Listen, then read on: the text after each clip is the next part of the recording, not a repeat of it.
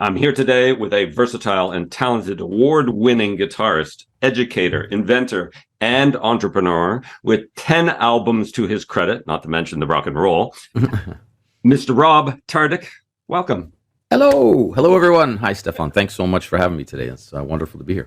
It's my pleasure entirely. From our conversation from before, I've been anticipating doing this interview because I have to say, I love your music. The first time I was listening to you, the very first thing I thought of was I was going to be speaking with somebody with a Spanish accent. I had this feeling that you had these Spanish influences in your music. The first couple of albums I listened to it and I was thinking, wow, this guy he's got a Spanish background. And then I was reading your bio, which I know we don't want to need to talk through bios, but you have a Hungarian background and the name didn't quite fit with a Spanish background. But anybody listening to your music, they're going to hear it in a lot of the songs that you've got, that there's this really powerful Spanish background to it. And it's really, it's exciting. It's really good to listen to. So thank you. Thank you for that kind of intro. Yeah, definitely that element is present for sure. So your training, your background training now, are you classically trained first? Did you just pick up the guitar and start playing and get some influences from musicians you would listen to? Or how did it go for you? How did it go for me? I think what I first started doing was I was posing in my in the mirror in my bedroom on my own. My dad got me a guitar, accordion first. My first instrument was accordion, but that did not last long, to be truthful. I did not like lessons when I was taking lessons. I remember distinctly crying at lessons that take me home. I do not like this. I was probably 6, just very young. Yeah. And then if I remember for the 7th, when I was 7 for that Christmas, he surprised me with a guitar, which is it's not in the shot right now, but it's over there. So I'm not going to go off camera to find the guitars, because they're all kind of in the peripheral everywhere around here. There's about 20 guitars around me, surrounding me right now. But that was the 7th Christmas gift that I was given. And I didn't take any formal instruction at 7. My dad bought me a no-name brand acoustic guitar, and what I went forward with was posing in front of my mirror. I graduated from a tennis racket. I used to do with a tennis racket, and I would sit there. Literally, I was like all consumed. I'd play my music, whether it was I had an old turntable. Yeah. My parents bought me a turntable when I was young, a candle. I remember it was like just one of those wooden boxes that had the wooden panels and the plastic cover, the clear see-through cover. And then I remember it was a candle turntable, 2 built-in speakers on the side. It was all in one little box, not much bigger than my laptop that I'm speaking to you here with. And so I would just pose with my tennis racket. And my parents first bought me. I always ask students when I do master class, I always ask my students, what was the first music do you remember that was present in your life? Like, what moved you most? Not that you purchased, that was in your house. Like, because purchasing is a very different thing than the first thing you heard. That means you had your own money, or parents gave you money, you went to the record store back then, right? That's how we watched. We had to physically go out of our house to buy music. We couldn't, there's nothing we could actually purchase in-house, not to many, many years later, decades. And so my parents brought in the first music for me that I heard when I was, my dad was a trumpet player, and my grandfather played guitar semi-professionally. My dad was a hobbyist growing up in Hungary. My parents, like you mentioned, were both from Hungary. And my grandfather used to play on the Danube River on a barge, in a boat kind of thing at night, sometimes after work. That wasn't his full-time, but like he did gig. He was like kind of weekend kind of warrior guitar player and played on the weekends as a hobby and to fill his, passion for music. Right. So, tracing back to, fast forwarding, my mom bought me some of my first albums, which moved me. The first music I heard was like ABBA. My mom was an ABBA fan, amongst all the Hungarian music, but the first westernized music she brought me was The Game by ABBA. And I have it, I have a record, a nice wooden curio case that has all my original albums in it right beside me. So ABBA, I have the full album there. And there was like Sesame Street, because I got to remember, I was 6, 7 years old. So that's what, I had a Sesame Street album, I think, before then. But the first one she got me was ABBA, sorry. And I used to keep those on not in this home. I had to just put them in a crate. But I've had homes before where I actually had all the first albums on display on the walls. I had a bigger studio before. This is a little bit smaller. And I used to keep all the monumental stuff that moved me. So ABBA was one of them, because it was, the first music I heard, Western music. I was like, oh, this is kind of fun. And I heard my mom playing. And then it was jazz from my dad's side. He loved the horn players, obviously, Miles Davis and Dizzy, and, the classic jazz musicians, right? That he really, really loved in terms of the trumpet. And so for me, migrating from where I'm to now, I always look back at those fond memories I have of these, the ABBA and Sesame Street. And I think there was Kiss Alive too in there. I think my godparents had a friend who was over, and he gifted me a Kiss Alive 2 double album. I remember that one. I still have, again, I have that, all those. I kept all the vinyl because they're valuable. Vinyl is not something you throw away, I found. So I just keep them. Even though I don't even have a working turntable anymore. I need to get one. It's on my list. I did, off tangent, I did purchase a couple turntables, like consumer ones, like from Best Buy. They weren't good though. No offense to, just, you got to buy a good one, because I find they're motor driven and there's a belt, and they weren't consistent. I noticed, as a musician, I'm listening at a different level, just my ears from having so much music. I could hear pitch discrepancies, like it was slowing down and speeding up. So, and I go, did you hear that? Did you hear that? I was telling my wife, I go, did you hear that? That song just slowed down, like just even if it's a beat. But I could tell. I go, oh, and that bothered me. I go, oh, these things, you got to spend the money. You got to buy a real. And again, I'm not a turntable expert in terms of what's out there, but I'm going to go. That's one of my things. Maybe 2024 is get myself, spend a little bit money, go to one of these high end stereo stores and tell them, hey, listen, what's a good solid turntable? Because I already have stereos behind me. You can't see it, but yep. I got stereos, so I have stuff to play the albums through, like good old fashioned stereos with big boxes. I got a nice stereo upstairs in the living room where I watch TV. But that ABBA album, going back to that, ABBA and the Kiss Alive 2 and the Sesame Street, really have memories for me, those three, because those are really early in my years that got my real juices. Like, it moved me. I was asked, what was the first, I could ask you the same thing, Stefan, what was the first music that moved you when you were young? And it was obviously something that your parents or your uncle, your aunt, somewhere, not that you purchased. I tell students, very different.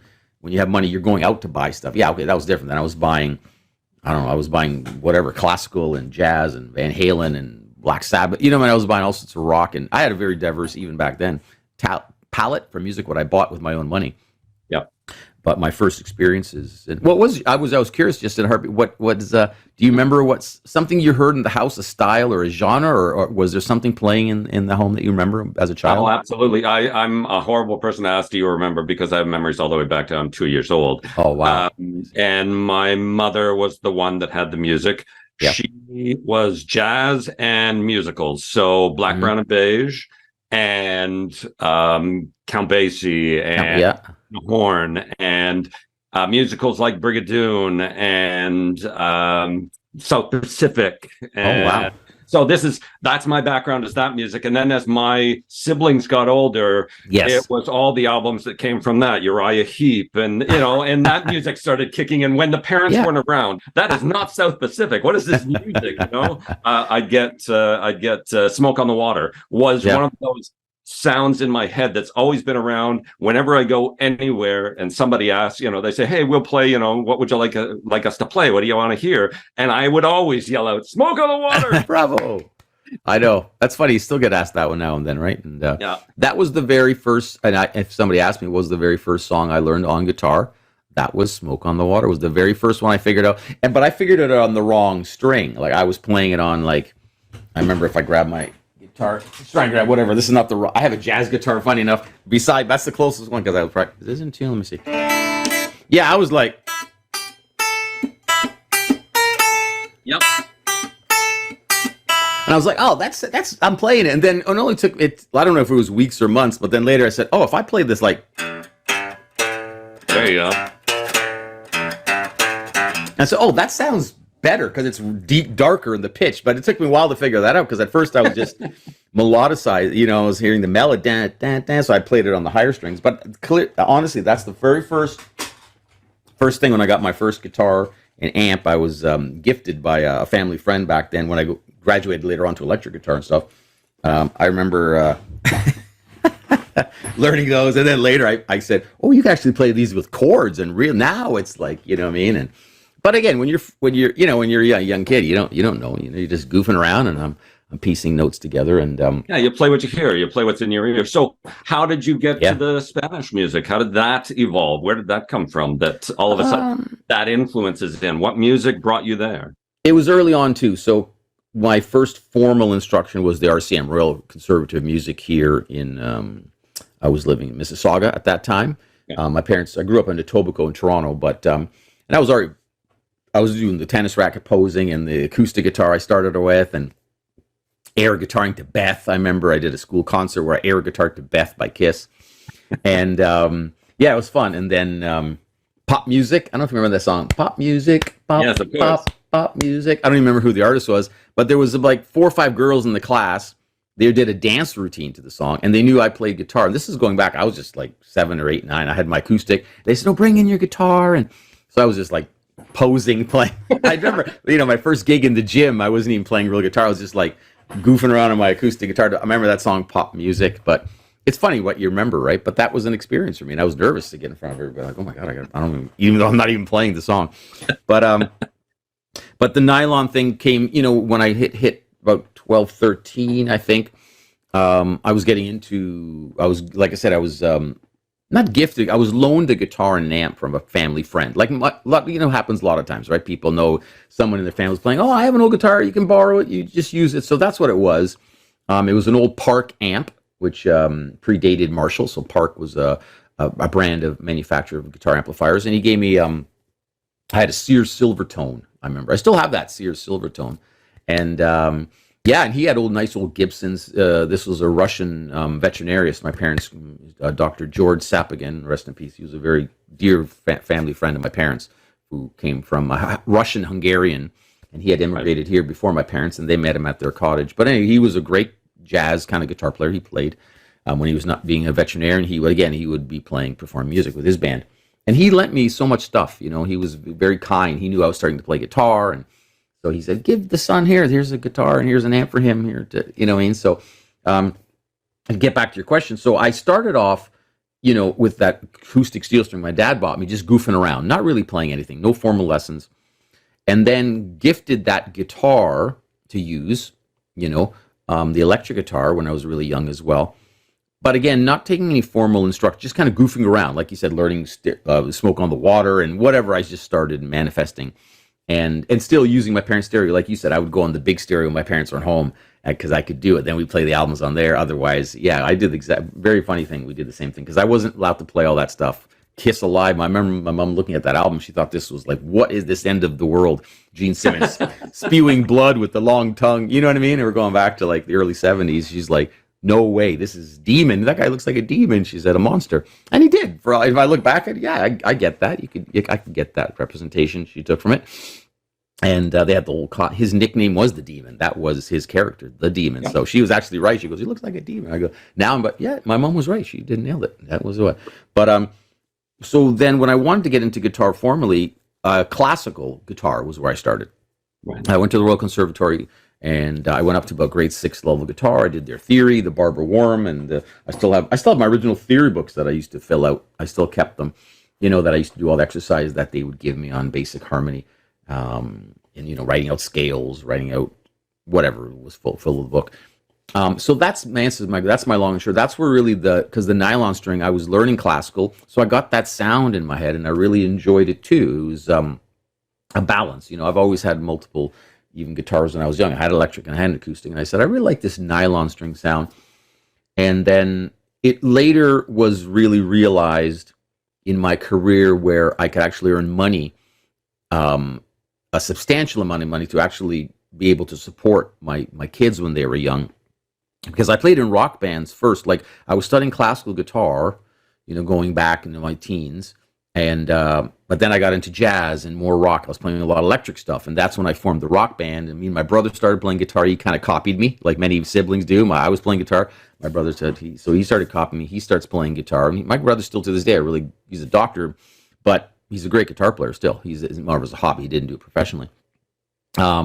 Other than the one song that you enjoyed, the Guitarist Stomp, we did that one together and performed that. So But so I started this classical guitar, formal instruction at the conservatory, and theory. I remember a local piano teacher. I was going to her house for theory, and so I really enjoyed that sound. So I think that's where my whole love and passion for the nylon string guitar developed. And then, like I said, fast forward, I went through the whole rock band phase, and with Homegrown, Q107 Homegrown, we were the finalists in that. We performed, and I was recording lots of rock and like Paradise Alley stuff, recording all that, but still while practicing the classical guitar and getting into flamenco. So when the band finally fizzled out, the rock stuff, right? The band broke up, everybody else went off and I was already teaching by then. So I've always made my living with music. I didn't really have, the only part-time jobs I ever had really was my dad. He worked for Facel Royale. They made tissue paper company. They went to Procter and Gamble. Now they have another company bought them out. But anyway, those are my summer jobs where I made a lot of money to, enough to buy a car or buy some equipment, and while I was, still studying guitar, and then I started teaching at some local music stores. And then once the band thing we did for years and years, we tried out, and we started gigging out, Rock and Roll Heaven, Gasworks, Nags Head North, all these classic Toronto venues, that were when we played all that hard rock, hair rock, thing of the 80s. But when that all fizzled, everything was fizzling. This whole Seattle grunge thing was coming up in the 90s, and Kurt Cobain, Smells Like Teen Spirit hit.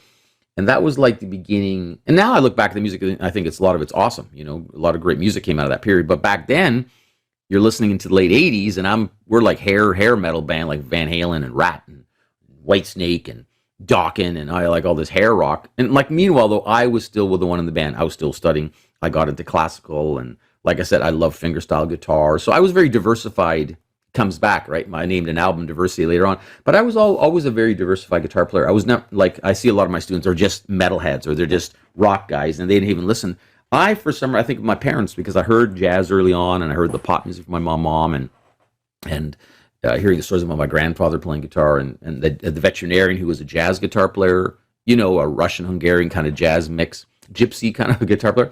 So I had a lot of influences coming in all over the place from me. So I was a little more, I say, adventurous and open-minded at a very young age, because again, it's the exposure. It's what you're exposed to as a child and growing up in your teen years that kind of shapes your future. So yeah, for me, I had a lot of exposure, a very diversified musical exposure. So that's why I kept the classical guitar, the whole love of Latin guitar. Meanwhile, I was in a rock band with long hair. I was still playing classical guitar and fingerstyle, whereas everybody else in the band was very much rock. They weren't diversified at all. Like the drummer and the bass player, my brother, the singer, everybody was just rockers. I was the only one in the band who could bring, I had studied harmony and theory and reading. I was reading music, and I was already starting to teach music by then. So I was very, I was the educated one. I went to York University for music. So, you know what I mean? Yep. Whereas nobody else in the band had any kind of formal training. Everybody was just, they were good players. They got to be good players in the rock genre. I remember the one drummer we later got, he went to Humber. I remember Dale Harrison, a wonderful, still a friend to this day, killer drummer. He went on and did, what's the name of the band? He had quite success, and it was the name of the band, Headstones. The band was called the Headstones. It was like a punk rock band, and the lead singer went on to become a Canadian actor and something like that. But anyway, he left our band to join the Headstones because they were getting places. But musicians I always worked with when I was young, which were very much rockers. And then later, obviously, I met all my other musician friends to this day. But that's the long answer. But I kept going. I was always diversified. I was studying the nylon sound, and that evolved into flamenco. And so it makes sense that when the band dissolved, that when the grunge era hit in the 90s, that's what I was kind of leading up to. The hard rock stuff was fizzling. It was dead. We were on a record. We had a record deal with MCA Duke Street Records for our rock album. Right. There was a band called King Courage. We were recording at Manta Sound, which is a beautiful studio downtown, with Ross Monroe, who was our manager at that time, and Andy Hermant owned the studio. And but again, they were right on the cusp too. They heard this. Everything was coming in. Nirvana just broke. You got Soundgarden, you got Pearl Jam, and all these bands, and we're sitting in the studio recording this hard rock stuff, and literally we were dropped. It was like, nope, we're not going to invest any more money in this. Everything is changing. Grunge is in. The band dissolved. We weren't into it because it was so new. It was like, this sounded like garage rock to us. It was like unpolished. Like when you first heard Smells Like Teen Spirit, I was like, what is this? We're like, I'm coming with classical, and I've been studying jazz, and I was playing rock at a high level, and I had a shred album that me and my brother came out with, like shredding me like high intensity guitar. And we hear this stripped down.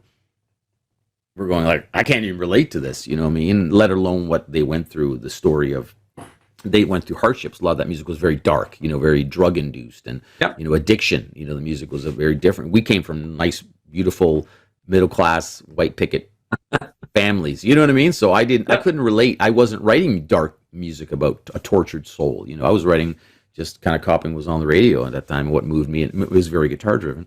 So that dissolved. The band, everybody left the band. We couldn't keep it up. We tried various iterations and never did. And I kept going. I was the only one. Everybody else went on to get different jobs. My brother went back to university. Like I said, became a doctor. If I look at the one singer moved to Nashville, got into security. You know, like now it's huge, right? Cybersecurity is one of the biggest things. Of course, right? Yeah. So he's in cybersecurity. The other bass player, he went on to like some music marketing company, and then Dale. I think the drummer Dale, he was the only one who continued playing drums professionally as well. But the band dissolved, and the various singers. So I migrated to the music that made me money early. Like that's what I said later on. I go off on these tangents, but it gives you the perspective. Because I couldn't make money with rock, what I was playing, that hard rock stuff and the hair, you know what I mean? And by then I had met my first wife, and I was starting to get a family. And I had to think, you know, so for me, because I was always into education and knowledge, and I had that university background and just a theory head, and I still have all my books here in my library, part of my studio.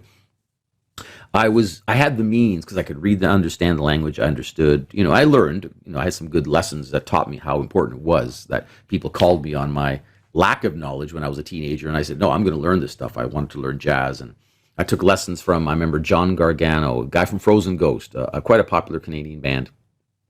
He moved from Florida to Toronto. And that's when Frozen Ghost is Arnold Lanny. He was the singer in Frozen Ghost. He's now in LA, and a big time, I don't know him personally, but a friend of mine knows him. He's a big time. He went on to do well in California and LA studio sessions and stuff like that. But Frozen Ghost had a couple, you probably remember The Love of My Life. I don't have a lot to give you. It was some really nice songs, you know. Yeah. And so John sat me down, and I only went for him. I said, John, I'm already playing. He goes, man, you're already playing guitar really good. Like you're ripping and shredding better than I am. Like I can't even play this stuff. You guys have these albums. You're worth a rock band. I said, yeah, but John, I don't know what I'm doing as much. Like I need to learn the jazz. I want to learn what is all the jazz chords? What are they playing? So that's what he started me off, you know, 17, 18, 19. And I said, okay.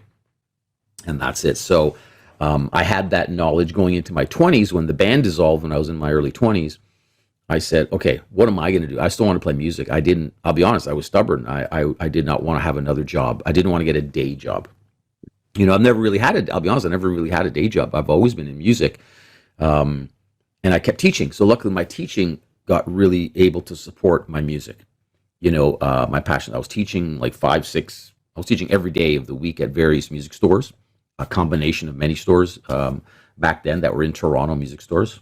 And the gigging, and I started doing weddings. And I remember one of the first gigs when I was teaching at a school, they needed one of the staff teachers. She was getting married, and she needed somebody to play at her wedding. She, you know, we met through the school, and she saw me playing the classical. She said, "Oh, you should come and play at my wedding. We'd love you to play the music." And that was one of my first wedding gigs where I played no rock. You know what I mean? It was all classical, and just a solo fingerstyle guitar. And I evolved it later on with the backing tracks, and I got it more sophisticated. And in terms of I programmed all my own songs, and, you know, I added layers to, you know, stuff that I created. And that was like, and I made good money. And I was like, okay, this is something I could see myself doing, because I could still play my guitar and, you know, appease myself technically and spiritually and musically. And that's where it all went Latin. Like, again, this is your answering question. It was all nylon string guitar. I never brought an electric guitar with me. For many, many years, I did gigs after the rock stuff where that kind of fizzled. You know, I always had a nylon string guitar, a classical, and then a plug-in with Godin. The relationship started, and I recorded my first album. You know, it's me holding a flamenco guitar, my very first album, the classical guitar, the Without Words album. Yeah. And I don't know if I have that on. Oh, yeah, is there? Yeah, that's a flamenco guitar, that from 2005. Okay. That guitar is still here. It's right beside me. I love that guitar. I play that guitar still all the time. I kind of rested it for a while, and now I brought it back. So I'm teaching it a lot. I forgot how a beautiful guitar that is, and it's much more reddish. On the color without words, it's very gray, but that guitar itself is it's right here, so I can actually. Why not, right? Why not? Why not show my baby here? This is one of them. I got guitar. Like I said, there's all guitars within a reach from me, but this is the good. This is the. I don't know if it's. I changed the strings on this during the holiday, so that's why it's probably out of tune right now. But this is that guitar. This is the Without Words flamenco guitar, handmade from Spain, Andalusia. Nice. And it's worn. Like you can see, the neck is worn down completely. Yes, it is. That's from my thumb. Like when you're playing guitar, my thumb is always traveling from pretty much the first fret down to the 12th. So I have a big, like from 1 to 9, because then my fingers reach the 12. You know, but my thumb is always kind of like ripping over here. You know what I mean? So I have this whole. I've worn down the neck completely, right down to the bare wood. But this guitar, it's out of tune, but whatever. There you go. Enjoy that. That sounded beautiful. Yeah, I changed strings. I did, Christmas I was chilling, so I went and sat down on my guitars, and I said, let's change all the strings. But I haven't been gigging as much, so I haven't maintained the tension on the strings. So that one, but again, that's just sitting there. But I start teaching with that next week, so I'll get that one back in tune. But that's that guitar from Without Words. That guitar has brought me so much income, like in terms of my living, because I played that guitar, and there's a classical upstairs in the living room that I noodle on when I'm in the TV room. I kind of have another guitar on stands everywhere. And, excuse me, that was the one upstairs I bought with my own money, $300, Musician Supply. I bought that, Highway 10 in Dundas. I remember being a 16, 17-year-old kid. I wanted a better classical guitar than I had. Because I was really, like I said, at 15, 16, I was all in classical.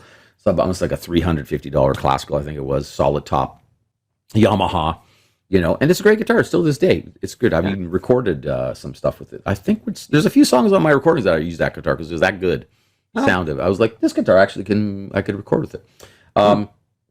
So it was a manifestation of my passion and for where my dad's first got me into classical guitar when I started, wanted me to take formal lessons, the conservatory, and then having the realization that, okay, the rock band is done by 1992. 91 was homegrown. We came in the finals and we won there. And then 92, we placed again. And that was it. 92, we were done. Record label dropped us. Grunge was in full force by 91, 92. Right. It was not viable for us to continue that. The band broke up, and I said, okay, I had to make a decision.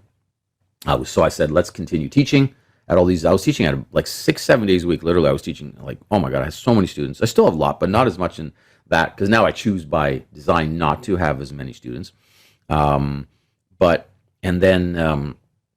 starting to gig in the evenings this is during the 90s. We're going to like post 92 on till about 2004 when I released Without Words. So there was like a 12-year, give or take. Yes, I'd say from 92 to 2003-4, where I was gigging nonstop with my nylon string guitar. And like I said, that's when, 97, I had my son Justin was born, and in 2000 was my son Matt. You know what I mean? So, I was earning a lot of, I wasn't a millionaire, but I'm just saying I was earning my livelihood from that classical guitar right there.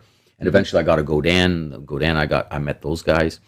But not in the 90s. I met, when did I meet Godin? I met them in 97 or 98. So I still had the old classical guitars I was using. And that passion, and so, you can see where the transfer's been on all my albums. So yes. Now we go to 2004-5. I'm in my room. I'm in my house in Mississauga. That's where I live with my first wife, Julie.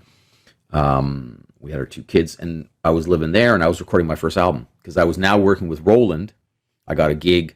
I was teaching still, but when I was down on a break one time from teaching. I had one student who canceled or something like that, and there was a rep from Roland Boss Canada. Roland is a huge digital music company, electronics, and I knew the rep, Brad, great guy, and he saw me playing, and then he came. He goes, "You know what, man? Just going to throw this out there. We're looking for like a guitar product specialist right now, and I've seen you play many times, and I love your playing. And have you ever thought of going to like a sales? Because now product specialist means you have to be selling their equipment. Basically, that's what it was. You know what I mean? You're not just going to play and get paid. So like you demonstrated the gear, but as you learned, you had to sell the gear. So there was quotas, and every week you had to write a report, like how many did you sell, how many boxes did you sell of guitar equipment. But I love the job. I did that for 3 years. So that was, from teaching and doing all the classical gigs and fingerstyle and acoustic gigs and migrating, and then that 97, that opportunity to work till 2000. For 3-4 years, I was with Roland as a guitar product specialist. Right. So why am I saying this? Well, I had access to so much recording gear, and I had a sample account.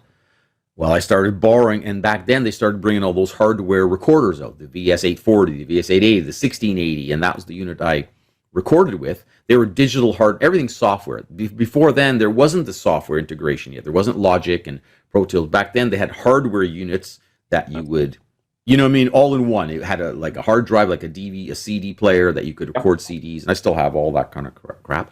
I don't have the recording machine. I did sell that, but I still have all the masters that I recorded on that machine. Mm-hmm. So that's where the first album, Without Words, was kind of born. I was doing teaching still. I've been teaching nonstop pretty much since 1988. I've never stopped teaching since 1988 guitar. After I got good enough, I wasn't at the peak of my development. I don't think I ever am going to be at the peak. I'm still growing. But I was good enough in 88 to land a job, teaching at a local music store. And then that one thing and I was a go-getter. Next thing I applied another store. And I was teaching at 4 or 5, I don't know, a bunch of different music stores. Like I said, all late 80s, 90s, went out the rock band thing, had my first son.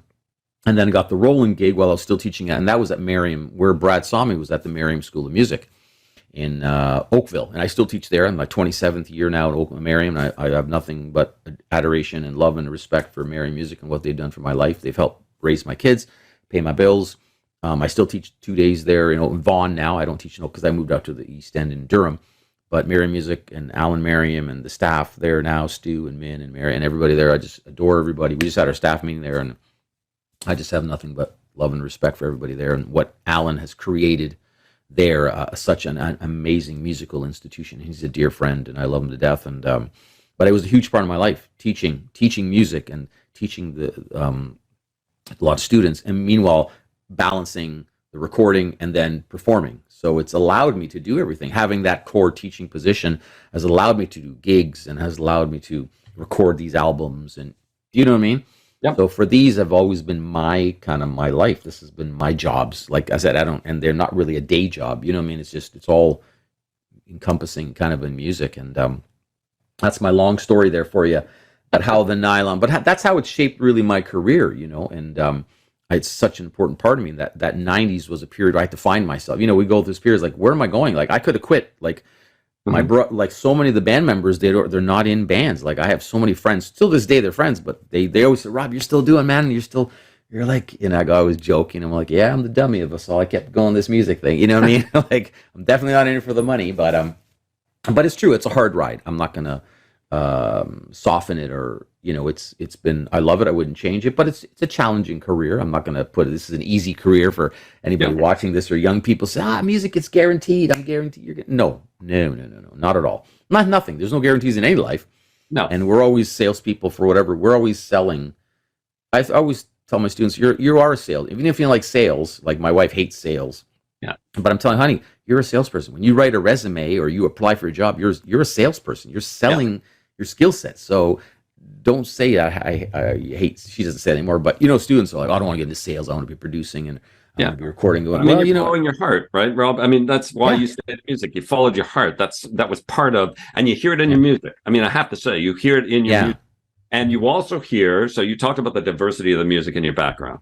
Yeah. And you hear that in your music because you have albums that take you on a roller coaster ride. Mm-hmm. You get to moments in 2015, and Sippin' Salsa is this one style of music that you switch. The next one is Rite of Passage. And anybody who listens to one and the other, if you put them side by side, people would say, these are two different people. I hear those two, and it's, that's you. That's you taking me on a ride. That's you wandering me through your brain saying, today I'm this, today I'm that. Yeah. Synergy was even, I won't say worse. Synergy was even more, I won't call it experimental, but it's kind of like in your head, you're saying, I'm going to try some of, and some of, and some of. Oh, yeah. Because Hope has this ethnic flavor to it that you kind of go, I can get into this. I can get it. And then the Latin flavor. SRT hits, and it's, I'm in the rock.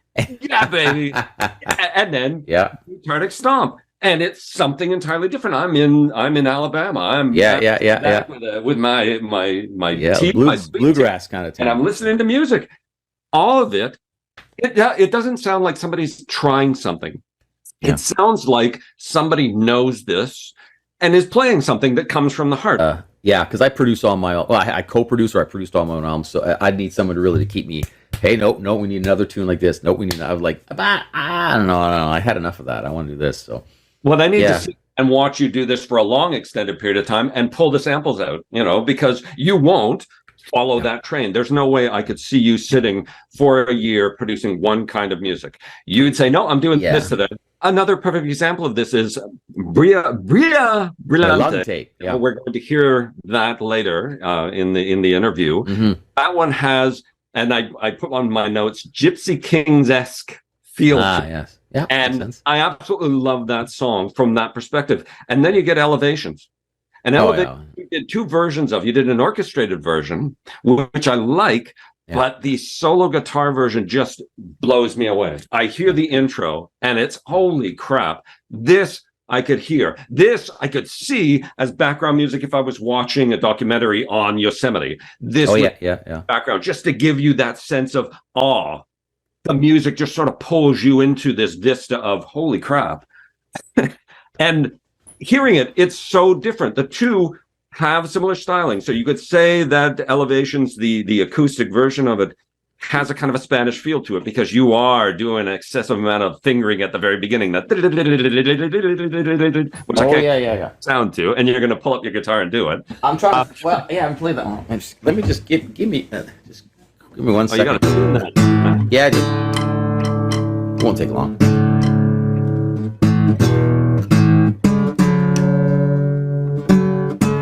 This is real, folks. Enjoy the tuning song. No charge for this. This is a rough tuning.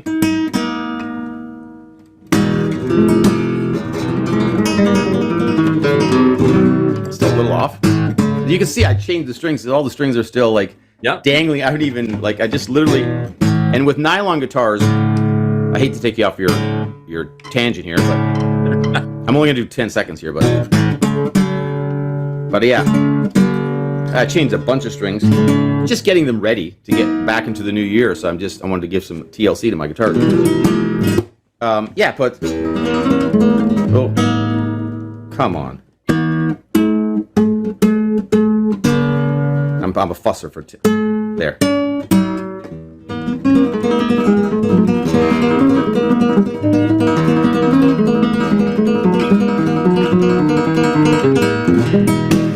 Right, that's what you're talking about there, right? That's what I'm talking. That's phenomenal. You hear that, and what's funny is what you get to see right now. What you saw was you were doing the chording with your fingers. They're barely moving, but the sound is this phenomenal. And you're looking at your fingers. You're not moving them much. How are you making that sound? You're not moving because you can't see the playing hand. Oh yeah, I should. Not because it's a blur, but because it was out of shot. Yeah. I can show you that too quickly. What happens? No. Yeah, that's a tremolo guitar technique. That all that is it's when you're doing. Oh, the lights on it. There we go. That's fine.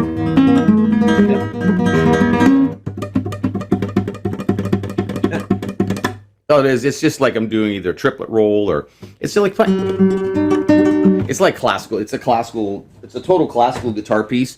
Just with different kind of chord progression, but it's very much comes from Leyenda or Alzik Ibanez, where I first heard that piece Leyenda. It's very much has that inspiration. That was a classical piece that I grew up performing, learned how to play that with RCM stuff, and all these little what you call influences come through in your playing. So that's tremolo is a very classical based and flamenco based. There's 3-note tremolos, 4-note tremolos. There's a 5-note tremolo.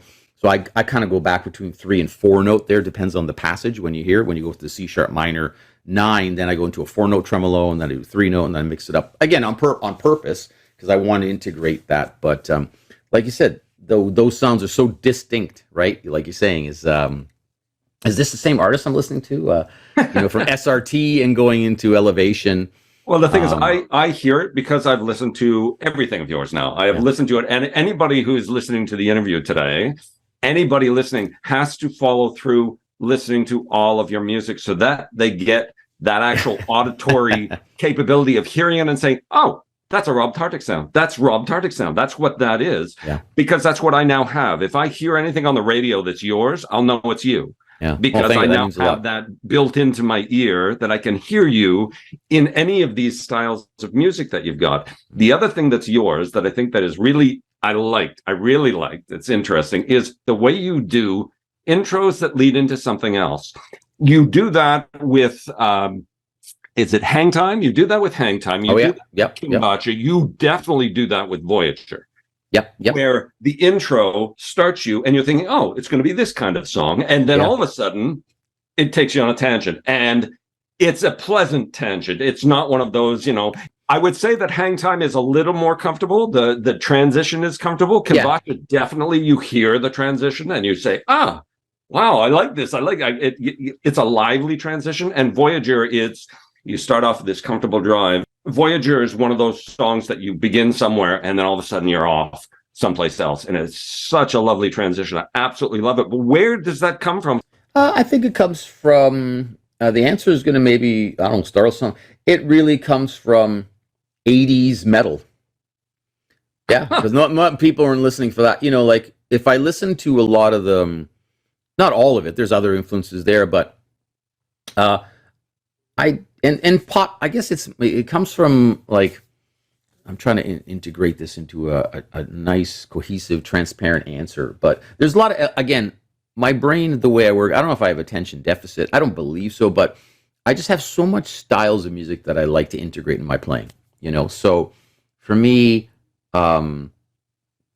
it's hard to, it's hard to just sit back, like you said, and do a whole album of whatever, jazz. I got elements of jazz in my music. I got elements of classical and flamenco and R&B and pop and rock. But,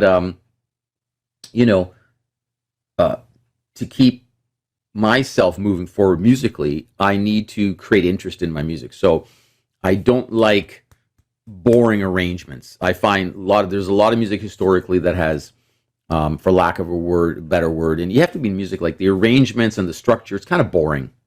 It doesn't have, I like a song to have a distinct intro. Like, does a song have an intro that catches the listener? Something interesting. It doesn't have to be something, like night and day, difference. Like you said, yeah, like I just like the arrangement. It's not as much having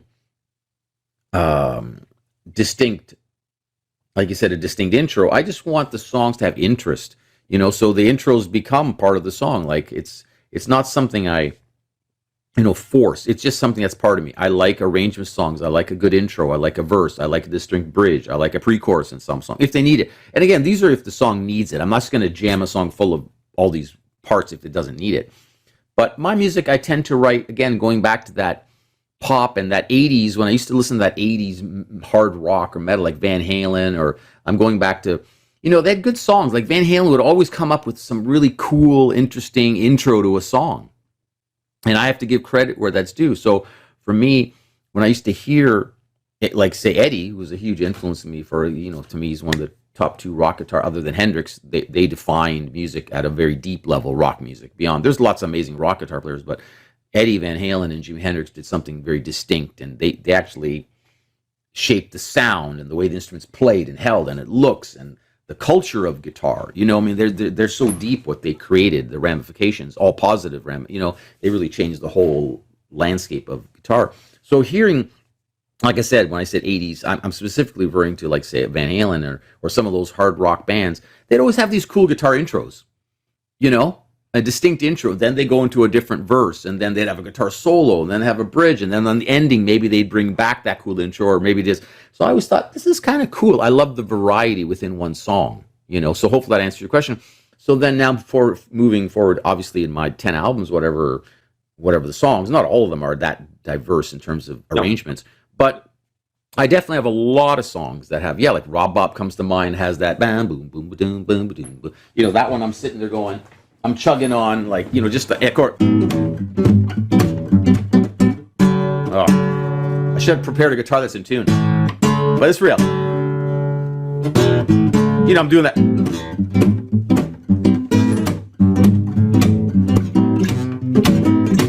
I'm doing a bass line and I'm comping the chords like kind of like jazz finger style, beboppy kind of thing. I love that kind of phrasing.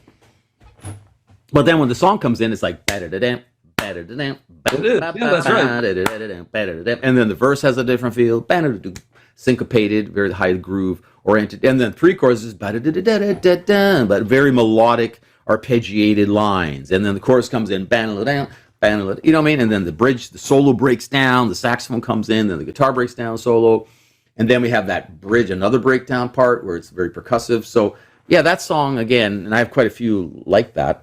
I like the interest. I like you said, a roller coaster. That song kind of takes you on a journey, but I love that. I don't like a static song. It's not me. Not that I don't. Some songs they can work, but me, Rob Tardik, a totally static song, especially as I grow as a musician. Yeah, no, it's not really my thing. Do I have some of those? Yeah, in my early days, I think there's a few I had like Flow and off the first album I had songs I listen back to. They don't really move me dynamically that much. But that's my first album. I did it all myself. I programmed all the drum, played the bass, all the guitars. My first crack in 2003-4, writing an album, putting it out in 2005. But there's some key takeaways from that, and there was some good tunes on there as well. And some it's like, whatever. I think every artist looks back at their early works and go, yeah, that was good. Others like cringe, like, I don't know about that one, what I was thinking. But at that time, that's where it was at. In that moment, that song, and it wasn't coming to my fingers and my brain and my heart, like you said. And it's all good. It's part of the journey, right? It's a roadless journey, it's all good. I do have a question about that, because you say, some songs are kind of cringe where they sell.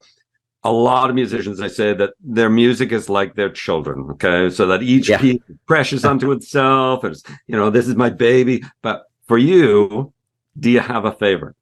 Yeah, I think I have a few that come to mind. I have a hard time just picking one because I've written quite a few songs now. So it's like hard to, when you're choosing a set list, it's like, you only get an hour show. It's like, oh my God, those are the ones like, what am I going to choose? An hour? Like, I don't know, like whatever, like I'm not going to play all the ones that I like, or I think the audience will like, you don't have the timing for it, right? That's why it'd be nice when you have a longer show, like a full 2 hours, like 2 1 hour set, or or you can just go off and really play, and then you can get that's the breadth of this artist. But when you're forced into a little small, it's like then I'll just give them some of the Latin, like you said, then diversity. Then it's like I'll just give them the Latin songs today. I'll give them the smooth, funky, contemporary jazz songs today. Let's just do the fingerstyle Rob Tardik kind of songs, or let's do some of the vocal, like I've written vocal. Let's just do the vocal songs, because sometimes I work with singers. I just play all the vocal tracks that I've written, or co-written. That's all. I don't even do any of the other funky stuff. So people, it's a curse and a blessing, my music, I always say, because I play so many different styles. A lot of times people who see me at shows or out, they only see a snippet. You know what I mean? So I may be playing the Rob Tardik, I'm in Latin mode. So when they see me, he's like a Latin guitar player. And then like you said, they don't know that, oh my God, I'm just as comfortable playing electric, crazy kind of, that whole Van Halen inspired guitar, crazy shred. I love that kind of stuff. Then I love jazz. I love like fingerstyle guitar. I love classical. I love contemporary funky jazz with horns and cool, like phrasing and stuff like arrangements. But it's hard in the moment. So whatever you see, if you're passing by somewhere at a gig, you get labeled. But for me, I find that's the curse, because I'm not that. Whereas other artists, you can pass by, no offense, like you can go past the Blue Rodeo show.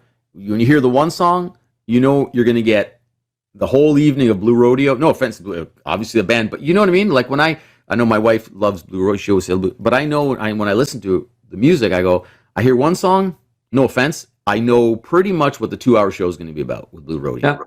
I got it. Rob Tardik, you hear one of my songs, no, the next song, no, the next song, no, the next song. That's what I like though, but it's a curse because it's very hard to sell. Like I have trouble getting gigs a lot of times because promoters and agents, they just want to box you in. Like, what are you? That's the question. Like, well, are you jazz? Are you Latin? Are you rock? Are you like? It's an evening with Rob Tardik. That's what it is. It's that's what I sell. I mean, why and I think in? If you're sold, I just need more people like you who believe, because then I think I could be touring and performing nonstop, because I got so many music. And I think, like you said, it does tie together. They're not randomized in the sense that I'm going to alienate an audience member. No. If you're a 70-year-old woman who loves music, or a man, you're sitting there, I think you're going to enjoy my show. You're going to hear diverse. You're going to hear Latin, pop and jazz and Latin and a little bit rock maybe if I go off for a little bit. You know, one of the tunes you mentioned to me that I enjoy playing that I don't play often is M&M's, which is like a whole fusion. It's off the Synergy album. It's a very different sounding song, but I love that song because it lets me. It's still melodic. Like it has melodies, but it lets the band really go off on a tangent. And I always tell people in the audience when I've played that song a few times, I said, now's the time if you want to take a bathroom break or, you know, go off, take a break, because the band is going to do now a self-indulgent song. But nobody ever leaves. Actually, everybody stays. They go, oh, well, I want to hear the song. And then after they just like, people love it. They go, oh my God, we love this song. It's crazy, but it's hard. But you get the industry where it's, you know, I've physically, or like I said, I've had people say, well, we don't know what your sound is. It's like, we like it, but we don't know how to brand. I don't know how to market this. Like sometimes agents, and it's, you know, whether they're lazy or they're just, you know, it's easy. I'll be honest. I think it's part of that. It's like, it's too hard. It's like, I can just sell this tribute band because people know exactly what they're getting and I can make a lot more money as an agent. So no offense to agents, but honestly, it's the path of least resistance. If you got to really work with somebody, you got to figure. But I think overall they missed up because they could have made probably a lot more money and they don't see the bigger picture. Because you're just promoting little, whatever it is, smaller items, like smaller picture things, like this tribute, this tribute, this tribute, this tribute, this tribute. That's just like piecemeal.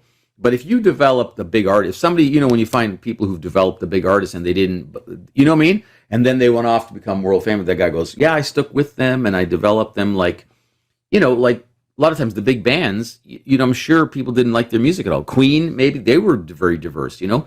And look, whoever was in that team, Queen, look where it brought them. But if you first heard their music, right? Yeah. You listen to these guys and go like, they're like, I love, and I that's why I respect that band so much, because they took chances.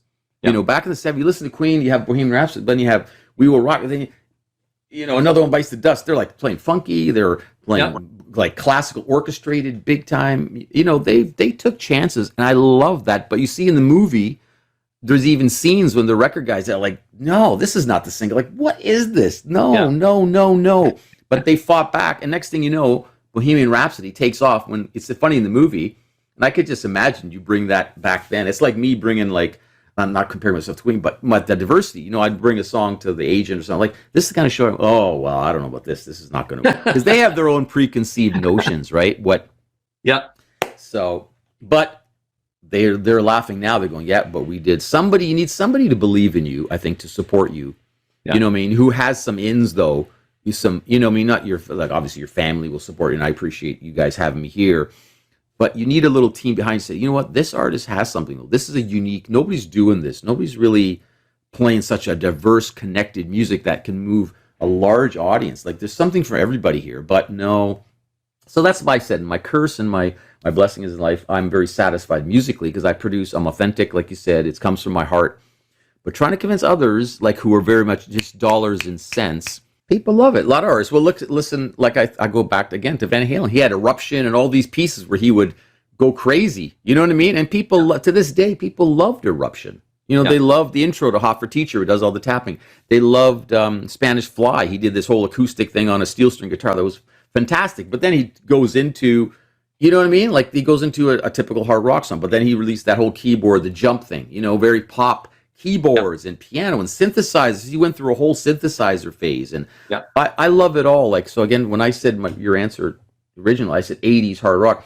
Specifically, like, there was certain bands like he's the first one that comes to mind, because it's just, he was a very diverse guitar player. He did a lot of, maybe not going to classical, although he had some classical piano background, but he experimented and people loved it. Whereas I listened to Deep Purple or no offense to, like, those bands, they stayed more in their own lane, and Black Sabbath, or even, you know what I mean? It was going back to those 70s bands. And you mentioned Uriah. They kind of stood in a lane where they didn't venture as much, you know, and that's fine. 100% respect, because they're original. Anybody who does original music, whether you stay in one genre your whole career, like AC/DC, perfect example. Yeah. If it ain't broke, don't fix it, man. And Guns N' Roses, you know, all these bands, and I love them. I think it's fantastic. I personally just can't stay in that lane myself musically, because at some point I'd jump ship. I'd say, you know what, man? Yeah, we've done 10 album hard rock. I need to do something else to keep my. And there's other artists, you know what I mean, but it's hard. It's a hard sell, especially today when everything is labeled and what are you, and you know, it's more so now with the internet and streaming, and it's so micro managed in terms of where you sit. If you look at all the playlists, you look at Spotify, they have 10 million playlists and all this, and they got to segregate. You know what I mean? You're in this, and this is this, and this is this, and you're this artist, and this artist. Like, I get lumped into jazz and smooth jazz all the time, or current, you know, and it's like, and I say, that's not where you are, man. I go, yeah, some of my music can fit that, but then my Latin stuff, nobody's ever even. Funny thing is, my Latin music, you love it, and it's a huge part of my sound, but a lot of people haven't even heard my Latin stuff because it never gets played a lot because I'm always lumped into a specific genre. So a song like Burla Burlante or Hope or La Buena Vida or oh my God, I can go on. You know what I mean? My Own Lane. I got a whole album. Diversity Volume 3 is all like, I don't know, 15, 16 Latin songs. But and that's why the majority of people never even heard any of these songs. So to me, I've been doing this for so long, but I have some people, I've never even heard of you. Are you a new artist? I'm like, no, not a new artist. I've been doing this quite a while. But I'm not a household name. But I'm not trying to get on my pity party here. But yeah, I'm. It's you gotta. It's a hard path. You know what I mean? And it's yeah, no, and it's not. It's I think with like again, I'm by no means an AI. It's not where we came from. You know what I mean? We came from a very organic place where we created music, and I studied. Whether it was in university studying theory and music and sight reading and learning, I come from a very organic place where I had to create all this kind of myself and with other musicians and producers and you know what I mean. Like it was the whole Synergy album. When you mentioned that earlier, the reason Synergy is so diverse, I purposely did that way because I want to show people music is a synergy of all our bodies are DNA and strands of molecules and atoms. You know what I mean? Everything is a synergy when you start putting together, whether it's a group is a synergy, 5 musicians coming together, a classroom in school is a synergy of, a university lecture. It's all the people sitting there listening to the concept from the prof and synergizing ideas and writing essays and whatever, right? So my album Synergy said, you know what, I want to encompass in one album the most I've ever tried. Let me put a little rock in there. Let me put a little, like you said, Guitarist Stomp My Brother, Lou Brugas. Then I did a fingerstyle motion. Let's go back to my fingerstyle classical, but it's not a classical song, but it has classical and flamenco elements, 100% to perform it.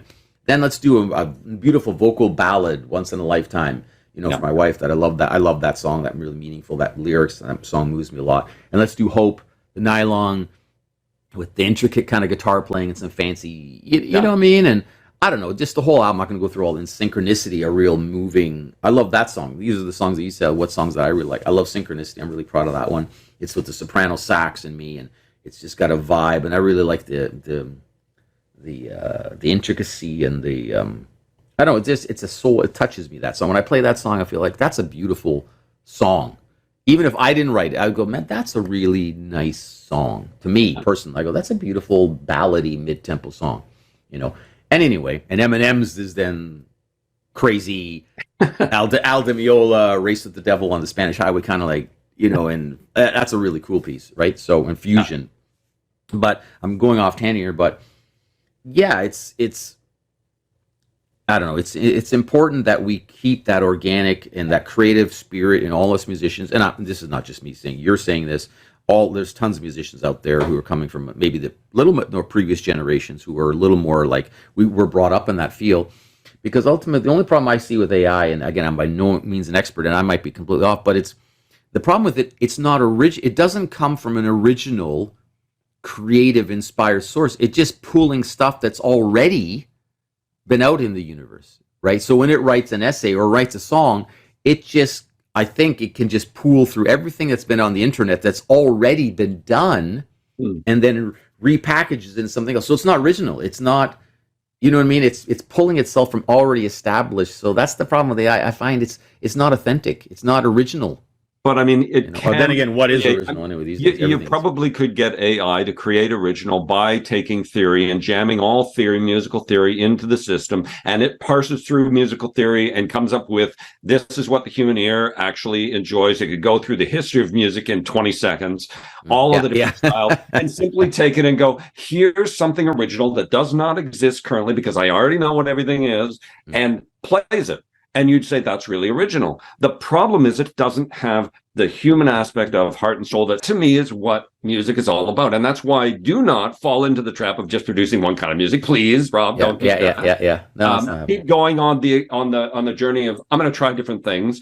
one thing that came to mind when you were talking about the experimentation of synergy was what you did right now during the interview, where you tuned the guitar and then played the intro to Elevation. Yeah.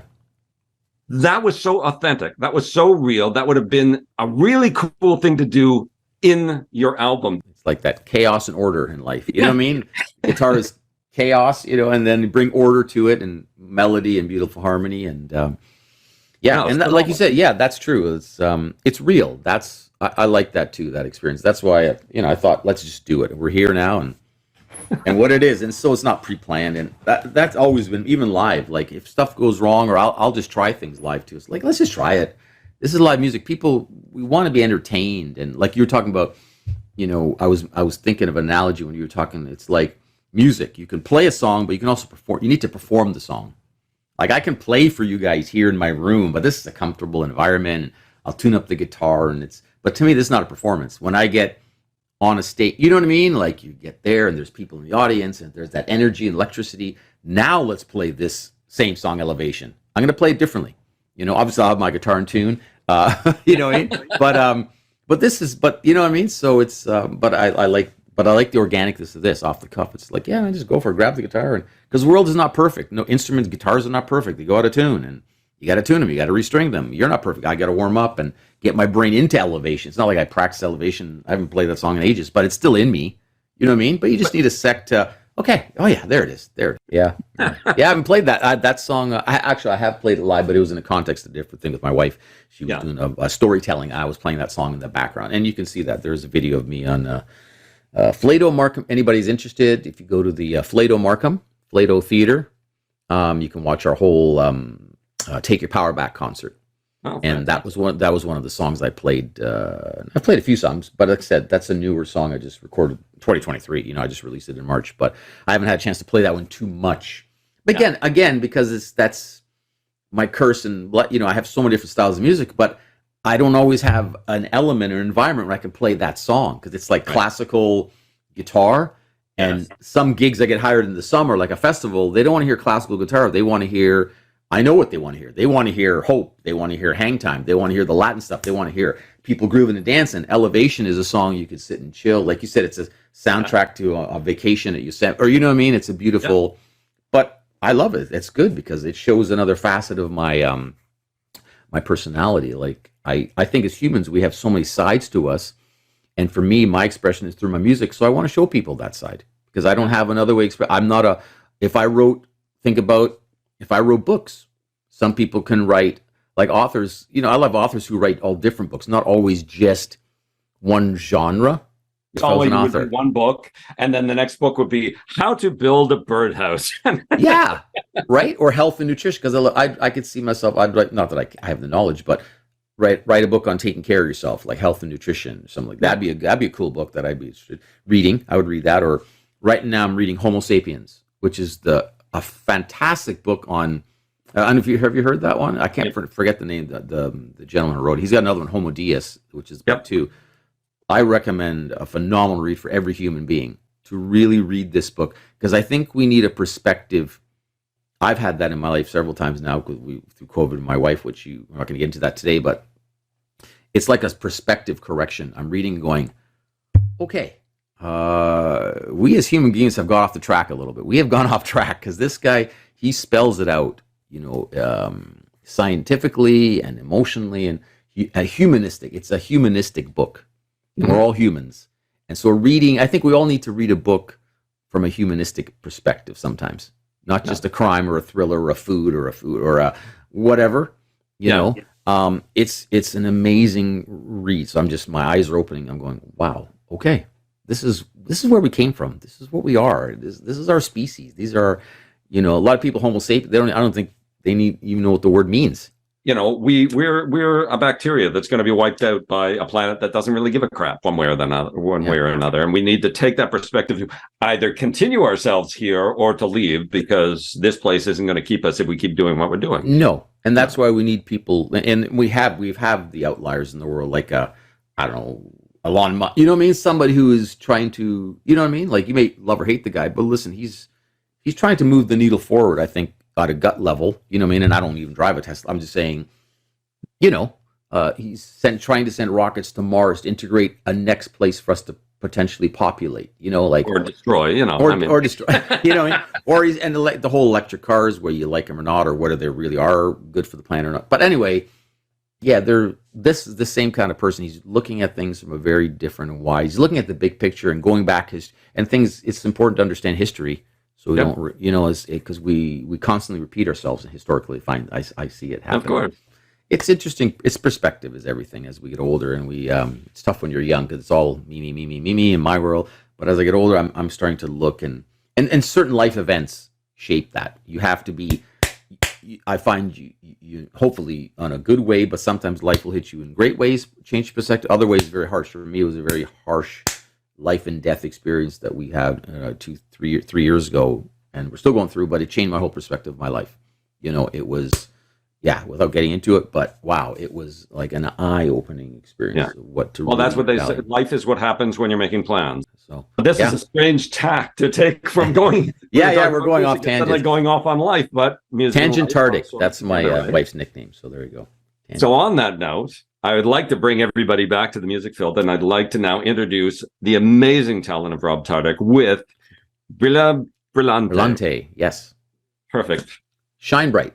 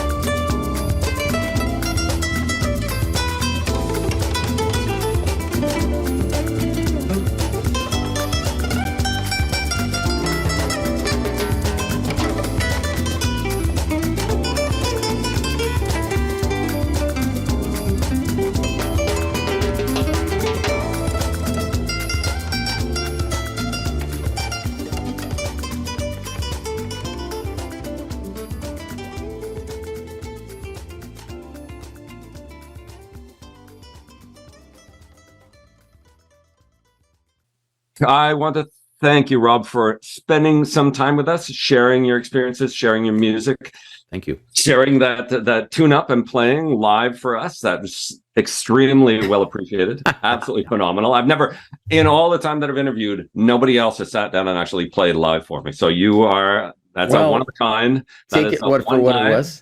But it was real. I'll say it. I like that. And yeah.